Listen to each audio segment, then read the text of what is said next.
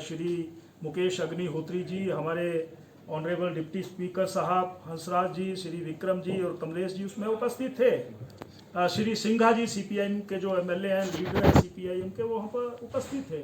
बड़े सौहार्दपूर्ण वातावरण में सारी बातचीत हुई है और मैंने उनसे सिर्फ यही गुजारिश की है कि एक मौका है और हमारी विधानसभा जो है वो श्रेष्ठ विधानसभाओं में आंकी जाती है। और श्रेष्ठ किस लिए आंका जाता है? जब वहाँ पर हिस्सा लेने वालों का स्तर भी ऊंचा हो और जो विषय वहाँ पर रखते हैं वो विषय भी मार्मिक हों, जनता को छूने वाले हों और समस्याओं को निपटाने वाले हों। तो मैंने सहयोग की अपील की है कि आप इस चेयर को सहयोग करें। मुझे आश्वस्त किया गया है कि आप संरक्षक हैं, चाहे वो सत्ता पक्ष हो चाहे विपक्ष हो। मैंने कहा इस भूमिका को मैं अच्छी तरह से जानता हूँ कि मेरा रोल क्या है और वो रोल आदमी के भाषण से नहीं व्यवहार से आंका जाता है। तो वो आप 2 तारीख से जो 12 अभी जो कल से ये सत्र शुरू होगा, ये कोशिश रहेगी कि सभी सदस्यों को अपनी बात रखने का पूरा मौका मिले और सरकार के माध्यम से जो जवाबदेही या जो प्रश्नों का उत्तर, चर्चाओं का उत्तर दिया जाना है तो ऑनरेबल एमएलए उनको भी पूरा समय दें ताकि सरकार के द्वारा इस भारी बरसात के बाद या कोविड के कारण या अन्य जो विकासात्मक गतिविधियां श्री जयराम ठाकुर जी की अगुवाई में प्रदेश में हो रही हैं, उन सारी बातों की रिफ्लेक्शन इस प्रोग्राम के माध्यम से हिमाचल प्रदेश की जनता के और देश की जनता के सन्मुख जा सके। मैं यही कहना चाहता हूँ।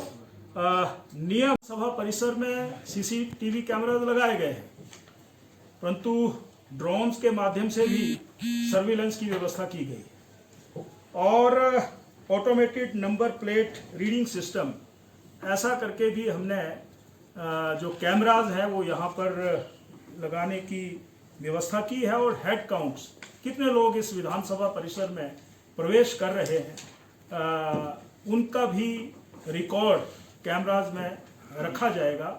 ये जो टेक्नोलॉजी है, इस टेक्नोलॉजी का विधानसभा के सत्र में हम लागू करने की कोशिश करेंगे।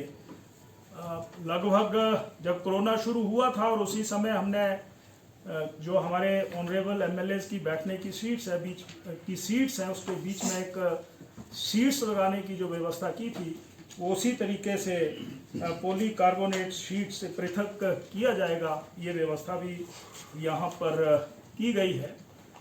कुल मिलाकर के मैं देख रहा था कि पिछले 2 दिन पहले तक लगभग 853 प्रश्न ऑनरेबल एमएलएज ने पूछे हैं, उसमें 618 तारांकित हैं और 235 जो है अतारांकित प्रश्न पूछे गए हैं। और इसमें कुछ नोटिस भी आए हैं, 130 के तहत नोटिस आए हैं, 101 के तहत नोटिस आए हैं, 62 के तहत चर्चाएं मांगी गई हैं। ये मैं प्रेस बंधुओं को ये सारी बातें शेयर करना चाहता हूँ। जो मैं प्रश्नों की तरफ देख रहा था तो ऑनरेबल एमएलएज ने अपने विधानसभा क्षेत्र के बारे में, दूसरा जो भारी बरसात है उसके कारण जो जान माल का नुकसान हुआ है, सड़कों का नुकसान हुआ है, पेयजल योजनाएं, सिंचाई योजनाएं, ऐसे जो सामायिक विषय हैं उन्होंने यहाँ पर उठाए हैं और कोविड के विषय में भी उन्होंने कुछ जानकारियां प्राप्त करनी चाहिए। और हालांकि इसके ऊपर 130 के तहत कुछ माननीय सदस्यों ने प्रश्न भी किए, चर्चाएं भी मांगी हैं।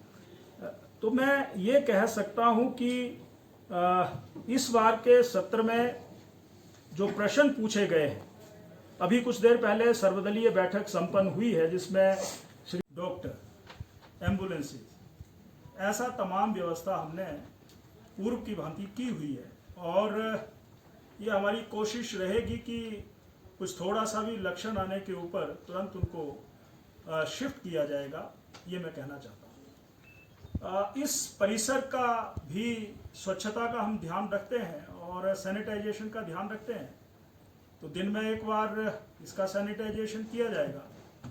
जो लोग बाहर से आएंगे, अधिकारी, कर्मचारी, ऑनरेबल एमएलएज आएंगे, उनका भी सैनिटाइजेशन की व्यवस्था, उनको मास्क देने की व्यवस्था, इंक्लूडिंग आप भी हमारे इस सत्र के संचालन में एक महत्वपूर्ण भागीदार हैं, क्योंकि जो इस ऑनरेबल इस माननीय सदन में जो कुछ संचालित होता है वो आपके माध्यम से ही देश दुनिया तक पहुंचता है। तो आपके लिए भी सैनिटाइजेशन की व्यवस्था है, मास्क की व्यवस्था है, और जो आगंतुक आएंगे बाहर से मिलने के लिए आएंगे, हाँ इतना जरूर हमने जरूर ये रखा है कि माननीय मुख्यमंत्री से जो लोग मिलने के लिए आएंगे, जो प्रतीक्षालय बनाया गया वहाँ पर उनको हम रखेंगे, बैच वाइज उनको भेजेंगे, नोडल अधिकारी यहाँ पर लगाए गए हैं। उसी तरीके से जो हमारे ऑनरेबल मिनिस्टर्स हैं उनसे मैंने अपील की है कि अपने साथ भारी भरकम स्टाफ लेकर के ना आए, और अपने साथ जो उनको लगता है उसी किसी एक व्यक्ति को यहाँ पर ला सकते हैं। अपने साथ जो उनका सिक्योरिटी स्टाफ है वो उनको छोड़ करके अपने आवास पर जाएं, ये मैंने आग्रह किया है। कुल मिलाकर के एसओपी के जो नियम हैं उन नियमों का हम अक्षरशः पालन करेंगे, और जो हमारी दर्शक दीर्घा है उस दर्शक दीर्घा में भी डिस्टेंस का ध्यान, ये हमारी प्राथमिकता रहेगी, और इस परिसर में हजूम ना लगाया जाए इसके लिए भी हमारा सचिवालय जो है इस दिशा में पुलिस प्रशासन के माध्यम से और तमाम साथियों के माध्यम से, जो हमारे अधिकारी कर्मचारी पुलिस विभाग है, होम गार्ड है, उसके माध्यम से इस दिशा में हम आगे बढ़ेंगे। और दूसरा मैं ये कहना चाहता हूँ कि यहाँ पर जो लगभग 1200 कर्मचारी सत्र को चलाने के लिए लगाए जाते हैं, उसमें भी हम कटौती कर रहे हैं। लगभग 800 लोग उसमें, चाहे हमारे अधिकारी हैं, विभागाध्यक्ष हैं, सेक्रेटरीज हैं, कर्मचारी हैं, पुलिस के कर्मचारी हैं, होम गार्ड के कर्मचारी हैं, उनकी संख्या को हमने कर्टेल किया है। ये मैं ये आपको बताना चाहता हूँ। अपने जो है वो सिक्योरिटी लाई जाए। बिल्कुल, अब जिस तरीके से पूरे देश में घटनाएं परिस्थितियां बनी हुई हैं, हम ये मान करके चल सकते हैं कि हर विधानसभा में कभी भी किसी प्रकार की भी कोई घटना घटे तो आने वाले वर्षों के लिए अगर हम सोच विचार करें तो डीजीपी पुलिस प्रशासन विभाग ने एक प्रपोजल तैयार की थी कि इस विधानसभा की अपनी सिक्योरिटी होनी चाहिए, जिसमें मार्शल होने चाहिए, जिसमें वॉच एंड वार्ड होने चाहिए, जिसमें पुलिस के कुछ अधिकारी कर्मचारी होने चाहिए। तो वो प्रस्तावना हमारे ध्यान में है, हम सरकार से इसकी चर्चा करने वाले हैं। अंतिम रूप से सहमति और अनुमति वहीं से मिलेगी, और मुझे पूरा विश्वास है कि हमें उसके ऊपर सरकार अवश्य मोहर लगाएगी, क्योंकि हम अपने पक्ष को ठीक तरीके से रखेंगे। सर, सीएम को कहीं ना कहीं थ्रेट है 15 अगस्त को लेकर भी, तो क्या उसके लिए भी अतिरिक्त सुरक्षा यहाँ पे बढ़ाई जाएगी खालिस्तान? वैसे तो मैं ये कहना चाहता हूँ कि जब भी इस प्रकार के इवेंट्स होते हैं, ये विधानसभा लगती है या 15 अगस्त 26 जनवरी या कोई भी कार्यक्रम होते हैं जहाँ पर वीआईपी मूवमेंट होती है, वहाँ पर पुलिस तंत्र सीआईडी उसकी पूर्व व्यवस्था में लगती है। तो जो चेतावनी किसी ने दी है खालिस्तान के रूप में, मैं कहना चाहता हूं कि वो सनसनी समाज में फैलाने की कोशिश कर रहे हैं। मुख्यमंत्री जी झंडा फहराएंगे, ऑनरेबल मिनिस्टर झंडा फहराएंगे, और मैंने तो सोशल मीडिया में ये भी कहा है कि मुख्यमंत्री जी को एक झंडा फहराने से एक कोई खालिस्तानी ललकार रहा है, परंतु ये ललकार देशभक्तों के लिए कहीं उनके कदमों को रोक नहीं पाएगी। हमारे जैसे कार्यकर्ता, हमारे संगठनों के कार्यकर्ता अपने घर के ऊपर इस तिरंगे झंडे को लहरा करके इसका मान और सम्मान बढ़ाएंगे। ये किसी व्यक्ति के प्रति कोई चेतावनी नहीं, ये राष्ट्रीयता और देशभक्ति के प्रति चेतावनी है। प्रदेश के लोग इसको सहन नहीं करते।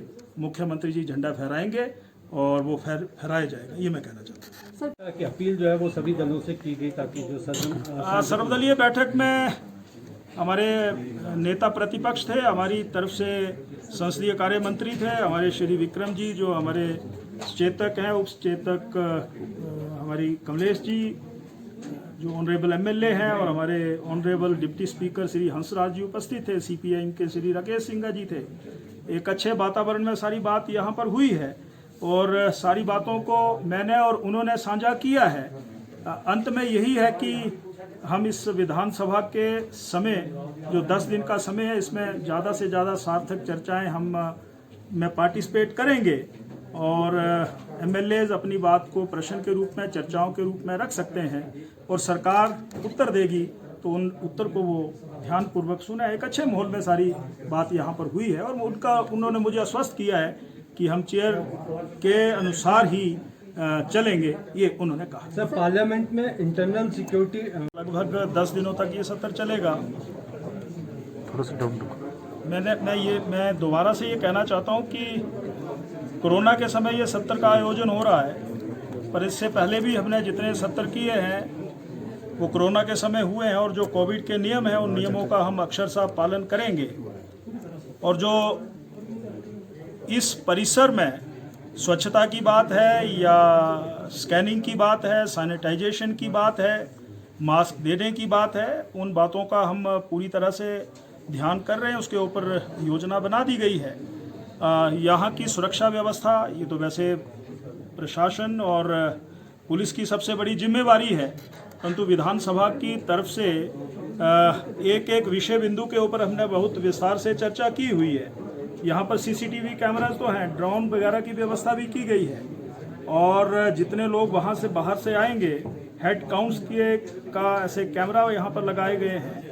गाड़ियाँ कितनी आ रही हैं उसको उन गाड़ियों के नंबर इत्यादि उसमें आ जाएंगे।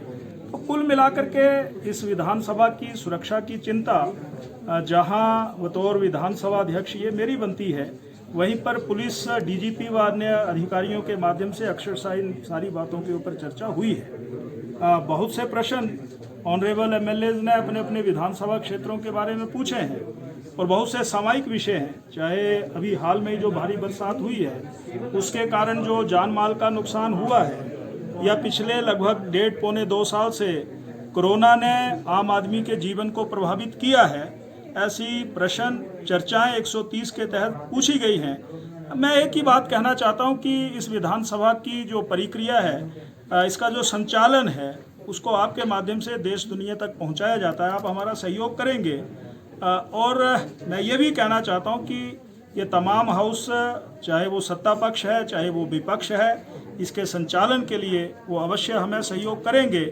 प्रश्न को पूछने का अधिकार नियमों के अनुसार हर किसी विधायी को है, परंतु उसका उत्तर देना ये माननीय मुख्यमंत्री जी का भी अधिकार है, माननीय मंत्रियों का अधिकार है। इसलिए जब ऑनरेबल सीएम, ऑनरेबल मिनिस्टर अपनी बात को प्रश्न के उत्तर के रूप में, चर्चाओं के रूप में देना चाहें तो शांति को बनाए रखने की मैं अपील करूंगा, क्योंकि हिमाचल प्रदेश अच्छे प्रदेशों में गिना जाता है, परंतु विधानसभा की प्रक्रिया और परंपराओं में भी श्रेष्ठ रूप से गिना जाता है।